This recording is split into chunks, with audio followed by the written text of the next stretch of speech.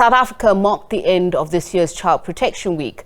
Rights groups say dialogue alone is not enough to curb the abuse of children. For a closer look at this issue, we're joined now by the Acting Chief Director, Children's Services at the National Department of Social Development, Neliswa Cekiso. A very good evening to you, and thank you so much for speaking to us.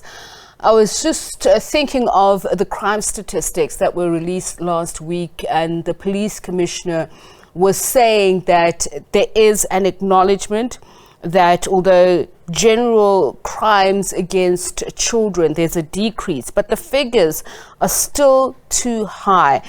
And we also know the fact that some crimes go unreported. What is the real picture on the ground? Cekiso, good evening, and also greetings to the viewers.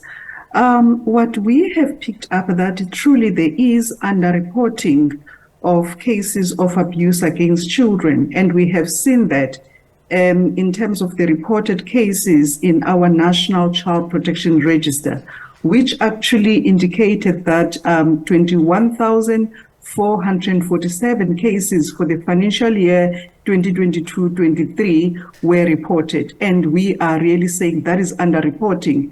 Hence, we continue to embark on this annual campaign of Child Protection Week, which is actually intended to mobilize communities to really stand up, identify children that are vulnerable, and where children are abused, we are encouraging the communities to report such instances. But at the same time, Cekiso, we are saying that we must ensure that we create safe environment for our children within our communities, where parents, caregivers, the neighbors take full responsibility of ensuring that we care and protect our children, because it really takes a village to raise a child. So Child Protection Week, which actually came to an end today, it's actually not an end to the protection of children, because we believe that the protection of children, it is a 365 days campaign where we must continue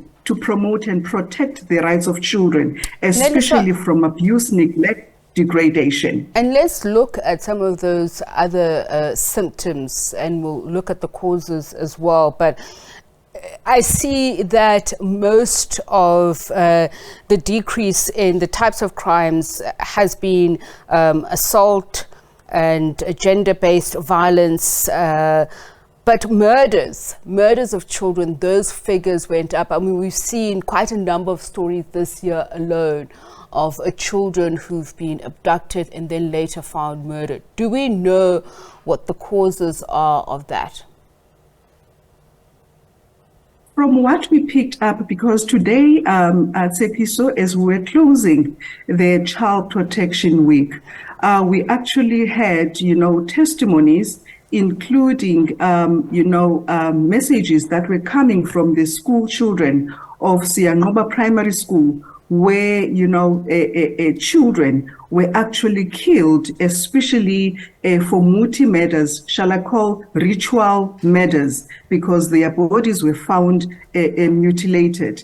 And it looks like, the issues of ritual killings, it's contributing, but at the same time, there's also the issues of gender-based violence, where partners, when they're angry with the other partner, they would kill the partner and even kill the children. And for us, really, this is a cause for concern. Hence, we are saying that let's really work together. Let's identify all those areas of distress that are putting parents, caregivers, and partners in distress, so that we can actually combat, the violence against children, especially the child murders. The other area that we have also noticed is actually children killing other children, especially in terms of, gangsterism, because these are also contributing on these figures of children dying, besides those children that are dying in the care of caregivers or parents, except those children that are also dying because of ritual killings. So this is really an area that we are concerned about. as government, that we have to work really intensify our prevention and early intervention programs, which also include this Hub program, which is our flagship program for the department, where we are hearing good testimonies that it does make a difference. However, it needs to be expanded, in various areas within our communities.